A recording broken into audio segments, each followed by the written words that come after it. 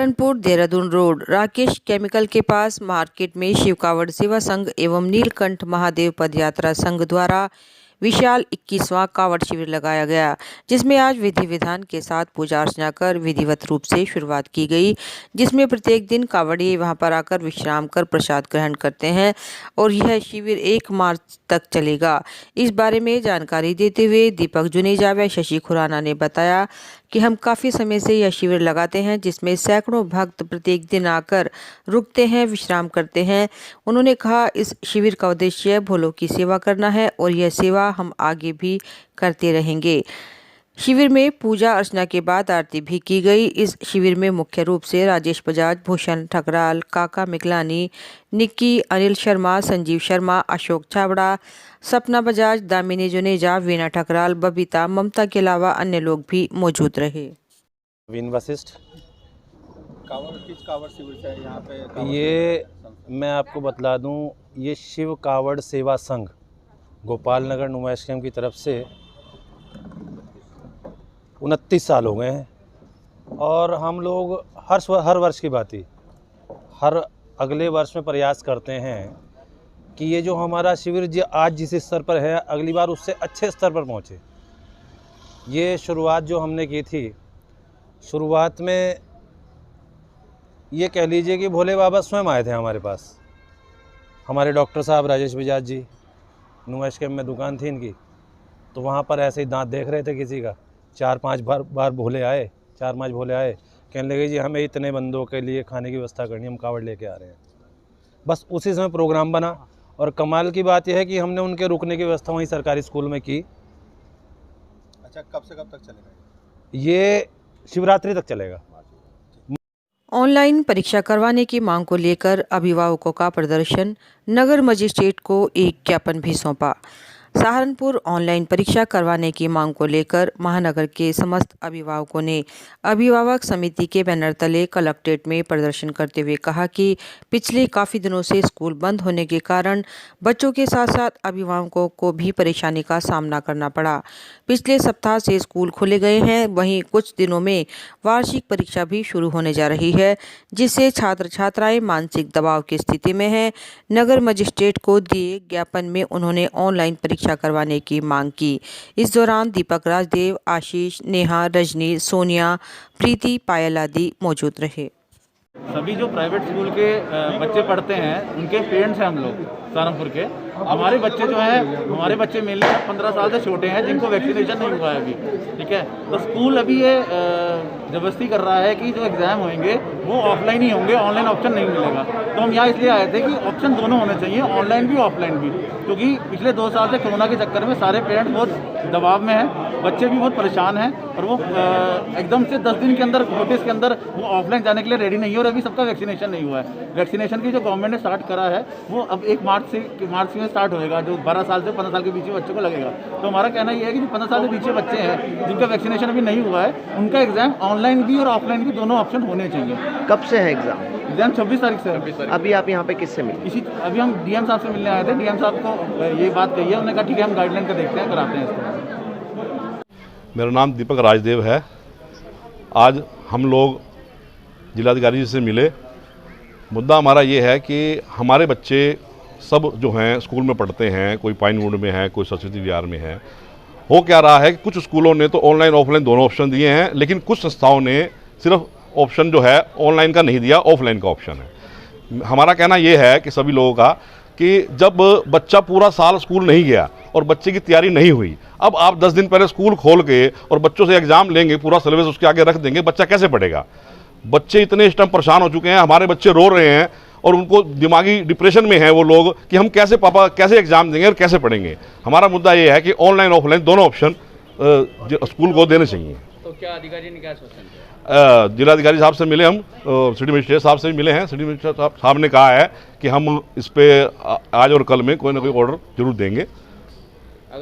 सहारनपुर में पुलिस प्रशासन द्वारा अवैध खनन को लेकर कई बार कानूनी कार्रवाई की जा चुकी है, फिर भी खनन माफिया अवैध खनन करने और उसके परिवहन से बाज नहीं आ रहे हैं।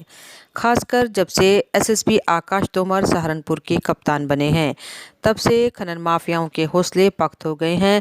फिर भी कुछ ऐसे आपराधिक तत्व हैं जो बार बार कानूनी कार्रवाई होने के बाद भी बाज नहीं आ रहे हैं और उनके द्वारा अवैध खनन और खनन का अवैध और उसका अवैध परिवहन किया जा रहा है। लेकिन कप्तान ऐसे लोगों के लिए सख्त हैं। उनका कहना है तू डाल डाल तो मैं पात पात, और इसी के चलते आज कई डंपर सील किए गए हैं जिसमें अवैध खनन ले जाया जा रहा था। सहारनपुर प्राइवेट चिकित्सकों की लापरवाही ने एक बार फिर एक महिला को मौत के आगोश तक पहुंचा दिया है। आरोपों के घेरे में एक बार फिर हॉस्पिटल है। पीड़ित परिवार गंगो के खानपुर गुज्जर निवासी का आरोप है कि इलाज में लापरवाही के चलते महिला की हुई है मौत। मृतका का पति फौज में है। उनका कहना है कि आरोपी चिकित्सक लगातार उन्हें गलत बयानी करने के साथ ही उन्हें मरीज से मिलने भी नहीं दे रहे थे। गलत ऑपरेशन के चलते और इलाज के दौरान हुई है महिला की मौत। थाना सदर बाजार के हकीकत नगर का है मामला। बोलो। हमारा मरीज पूरा सीरियस था। पहले अपना नाम बताओ। मेरा नाम कुलदीप है जी। क्या मामला क्या है? मामला सही है, हमारा मरीज बिल्कुल सही था। हमने यहाँ पर एडमिट किया तो हमें से बोल रहा जी आपके पास की होता आप भर्ती कराओ। हमारा मरीज बिल्कुल सही रहा। उसका ऑपरेशन बिना बात करके 7 महीने का बच्चा उठा दिया। हमने सुबह बोला जी हम अपना मरीज और कहीं ले जाओ, तो उन्होंने बोला नहीं हमारे पास की बात है। उसको जहर का इंजेक्शन दिया और उसकी मौत हो गई। अब बोले अपनी लाश उठा ले जाओ। सर हमें इंसाफ चाहिए। ठीक है। Court road world mobile centre दुकान पर हुई लूट के सिलसिले में व्यापारियों का प्रतिनिधिमंडल आज एसएसपी से मिला और कहा कि कृपया जल्द ही लूट का खुलासा करें, क्योंकि पुलिस की उदासीनता के कारण व्यापारी निराश हैं और अभी तक कोई सुराग न लगने की वजह से चिंतित हैं। एसएसपी ने आश्वासन दिया है कि जल्द ही घटना का खुलासा करेंगे।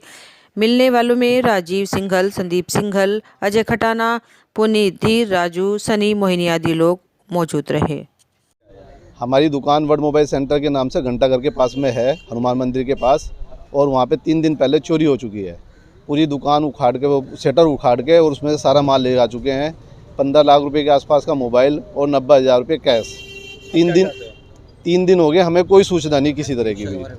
और जिस दिन हमारे यहाँ चोरी हुई उससे अगले दिन हमने उसको सीसीटीवी कैमरे में निकला कि किसी ई रिक्शा में बैठ के गए। वो भी ई रिक्शा भी हमने सुबह के टाइम जाके वहाँ पे 4 बजे हम दो भाइयों ने वहाँ पे गश्त किया। वो 5:15, 5:30, 6 बजे के आसपास उस रिक्शा वाले को पकड़ा और उसको थाने में जो अरविंद जी हैं उनसे उनकी बातचीत कराई। उन्होंने उसके बाद में लिखा, वो भी उस चीज़ को भी वो नहीं पकड़ पाए। और 3 दिन से दिलासा दिया जा रहा है, कोई ऐसा ठोस दिलासा नहीं दिया गया कि हाँ भाई ये कार्रवाई यहाँ तक की हो चुकी है। क्या चाहते हो? हम ये एक तो सबसे पहले ये चाहते हैं कि उस टाइम जो 5:35 के आसपास और 3:30 बजे के बीच में मोबाइल, हमारी दुकान जो भारतीय डेयरी के सामने है उसके सामने मोबाइल पर बात होती रही बदमाशों की।